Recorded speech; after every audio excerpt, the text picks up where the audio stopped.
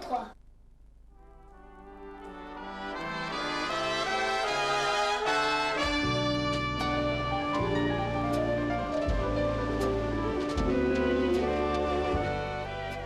Le grand-père de Monique était marin-pêcheur à Douarnenez.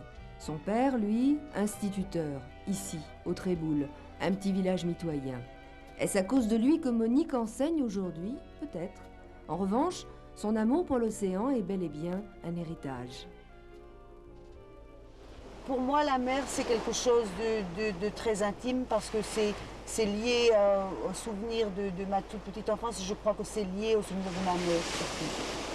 Je pense que c'est ça, quand je pense à la mer, quand je vois la mer, je pense à ma mère, à moi, qui aimait beaucoup l'eau et qui m'envoyait ici tout le temps. On venait ici tous les jours, on s'amusait là dans les rochers, on pêchait des petites crevettes. On s'amusait surtout à laver notre linge, quel drôle d'amusement. On prenait des algues et on les battait et rebattait sur les rochers comme on avait vu nos grands-mères faire au lavoir. C'était là qu'on allait laver notre petit linge, là. Nos algues vertes. Quoi, tu tapes dessus? Et ben, on tapait dessus avec un caillou. Et maintenant, heureusement qu'il y a les machines, n'est-ce pas, mais on allait faire la pêche dans tous ces petits rochers, là. Bon, mais il y a un qui dit qu'il va passer à l'autre.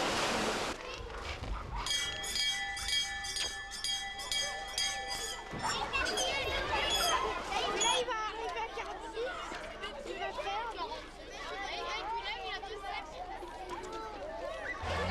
Cette école, c'est un petit peu sentimental pour moi d'être là maintenant parce que c'est l'école de mon adolescence. Pas de ma petite enfance puisque j'étais dans une petite école primaire à Tréboul. Je suis arrivée ici peut-être un petit peu trop tôt, avec un an d'avance. J'étais jeune, timide. Il faut dire qu'à l'époque, Douarnenez, c'était un petit peu cloche-merle.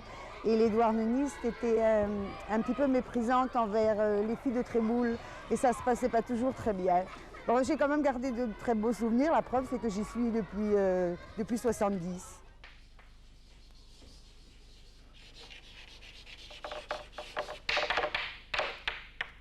Cette classe, c'est la mienne depuis pas mal d'années.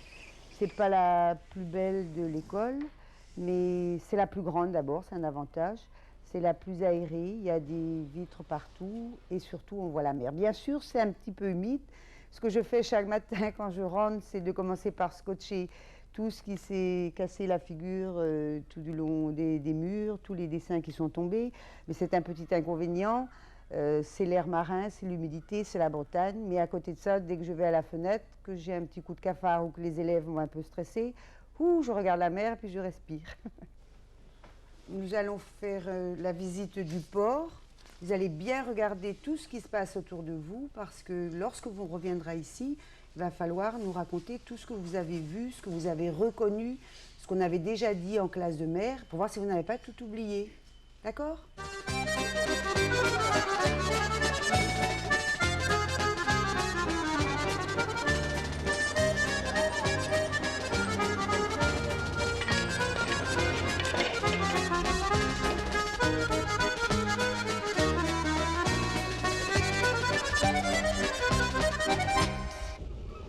Regardez là-bas ce qu'ils sont en train de faire, regardez là-bas. Le monsieur sur son échafaudage, là, qu'est-ce qu'il fait? Il repeint, il les nettoie. Mais avant d'arriver à la peinture, il y avait plein de choses à enlever. Les algues, les coquillages. Parce que sinon, ça freine d'abord le bateau. Et puis ça attaque le bateau aussi. Ça rouille. Alors, vous voyez, ils sont en train de le repeindre, là. Ils ont lavé, maintenant ils sont en train de le repeindre. Ce que je veux essayer de leur faire comprendre, c'est que la vie existe déjà en dehors de la classe, qu'ils apprennent à ouvrir les yeux, à regarder ce qu'il y a autour d'eux, à voir tout le travail qu'il y a sur un port, aussi bien les pêcheurs, les poissonniers, le travail encrier, le travail de la glace, un petit peu tout ce que l'on a vu, ramander les filets, parce que c'est pas tout de pêcher du poisson, de vendre le poisson, il y a un travail énorme et avant et après. Je voudrais leur faire prendre conscience de toute cette vie-là du port de pêche, parce que je suis attachée au port de pêche de Douarnenez et puis j'ai envie d'apprendre nos enfants à aimer le coin ici.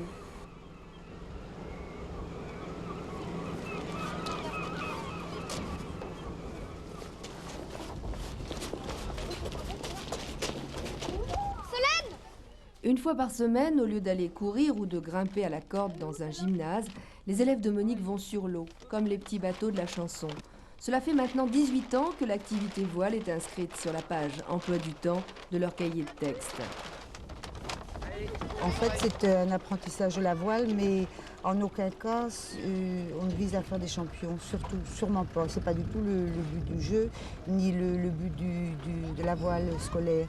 C'est apprendre aux enfants à se débrouiller sur l'eau, à ne pas avoir peur de l'eau, à faire un peu de sport, mais surtout de façon ludique. Ça va les garçons? La vie est belle ici? On est mieux qu'en classe? Ouais. Il arrivait pas dans la salle. Si je pouvais, je viendrais ici tous les jours avec eux, matin, midi et soir. Parce que c'est le calme, c'est bien, les enfants se défoulent, on les découvre autrement, ils montrent leur vrai caractère là. Qu'est-ce qu'il y a, Fanny? Mais non, tu n'as pas besoin d'avoir peur. Mais non, ça y est, on est là. Mais ça fait rien, hein. Le rocher ne te fera rien. En classe, malheureusement, on n'a pas le temps de les écouter. Surtout quand on a une classe assez chargée comme la mienne, ils sont 29. Donc il faut qu'on avance, on travaille et malheureusement, 50 fois par jour, on leur dit tais-toi, tais-toi.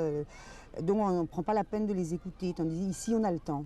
Donc ils peuvent s'exprimer, ils viennent nous raconter des petites histoires qu'ils n'ont pas idée de nous raconter en classe. Et on apprend à découvrir les enfants beaucoup plus facilement ici. En classe, c'est l'autorité, il faut écouter la maîtresse. Et ce qui est curieux d'ailleurs, c'est que dès qu'on approche du centre, souvent ils commencent à m'appeler par mon prénom. Alors qu'en classe, ça ne leur viendrait même pas à l'idée. Voilà, je vais vous donner une feuille sur laquelle est représenté votre optimiste. Et vous allez devoir retrouver les 16 différentes parties de l'optimiste. Et si vous n'en avez pas 16, ça ne fait rien, on complétera tout à l'heure tous ensemble. Mais je suis sûre que certains d'entre vous, vous êtes capables de les trouver tous ou presque tous. Alors chacun va travailler ou tout seul ou à deux, mais en silence. Hein. Quand on vous voit avec eux en optimiste, comme ça, on se dit mais c'est une colo, c'est pas une école, alors... Ah oui, justement, il ne faut pas que ce soit simplement la balade. C'est aussi la balade, bien sûr, c'est le sport, c'est le loisir, c'est le plein air, c'est la détente. Mais il faut après que ça débouche sur quelque chose d'un petit peu plus solide, sinon c'est un peu superficiel comme travail.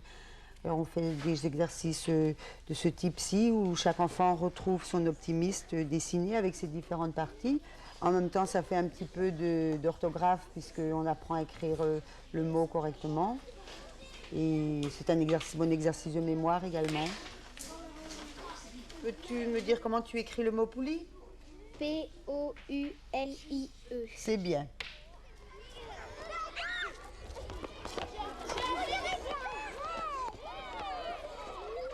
J'ai toujours été entourée d'enfants, comme je vous l'ai déjà dit, et j'avais vraiment envie de m'occuper d'enfants. Mais je n'aurais pas voulu être infirmière ou ces métiers-là ne m'attiraient pas tellement parce que je crois que j'avais un petit peu peur de la maladie, de la souffrance. Ici, on a affaire à des enfants bien vivants, trop vivants quelquefois, mais bon, ça me plaisait davantage. On apprend tout le temps avec les enfants, ils sont surprenants, ils sont nouveaux, ils sont différents d'une année à l'autre. Et puis au fur et à mesure que le temps passe, ils sont de plus en plus différents de l'enfant que moi j'ai été aussi. Et puis faut que c'est à moi de m'adapter à eux et non eux de s'adapter à moi. Je suis trop vieille là maintenant. Ça fait pas longtemps qu'ils sont partis.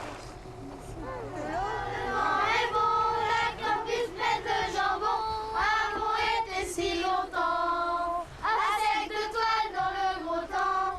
C'est vous capitaine Trousse qui vous posez sur le pont. Lorsque s'écorche le cou de roi du Manartimon, matelot le vent. Rien ne vaut les embruns et le roulis pour chanter juste une chanson de matelot. Rien ne vaut non plus une île avec tous ses locataires pour une leçon de sciences naturelles. Ah oui.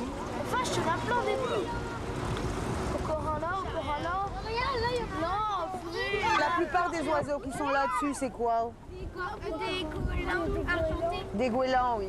Et puis il y a quand même pas mal de cormorans aussi. Hein. Il y a toute une colonie de cormorans là. Un goéland marin. À quoi tu reconnais le goéland marin? Il a les ailes noires. Il est noir. Il a les ailes noires. Il est blanc. Noir et blanc. Et l'autre s'appelle comment alors? Goéland argenté. Les goélands argentés, oui. Il est gris, il est blanc. Ils ont une petite connaissance superficielle, mais avant de faire des classes de mer, tous les oiseaux que vous voyez, c'était des mouettes. Or, il y a très peu de mouettes ici, quelques mouettes rieuses, quelques mouettes tridactyles, mais bon, ce sont surtout des cormorans. Il y a des cormorans, des goélands marins, des goélands argentés. Bon, ben maintenant, ça y est, ils ne se trompent plus. Là, c'est bon. Qu'est-ce que vous éprouvez alors? Je suis contente de moi. La macareuse. Là, l'autre jour, on étudiait la reproduction. Et puis, au milieu de la dictée, on a été interrompu parce qu'il y avait un couple de goélands en train de s'accoupler là, sur la cheminée, juste en face. Ça nous a fait une belle leçon de choses. Mais dans ces cas-là, on laisse tomber la dictée. Évidemment, tout le monde se précipite à la fenêtre. Et puis, c'est le prolongement de notre leçon de science. Il faut profiter de tout ce qui se passe, d'un livre que les enfants apportent, d'une envie qu'ils ont, d'un film qu'ils ont vu la veille. On travaille un peu à la demande avec les enfants de cet âge-là. Bon, il y a des choses bien établies, des choses qu'il faut voir, mais enfin, il y a des choses qui se passent et qui se font de façon tout à fait naturelle. J'ai fait quand j'ai pas. Il y a aussi.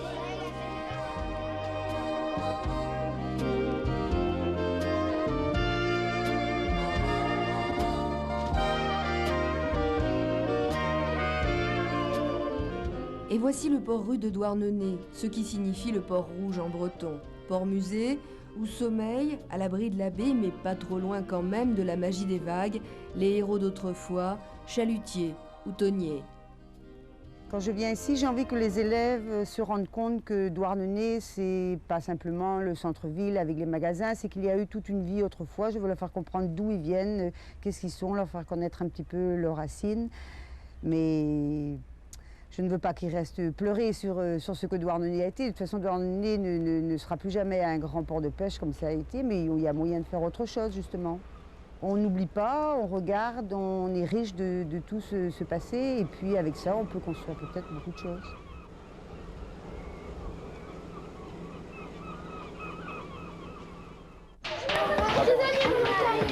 Prisonnier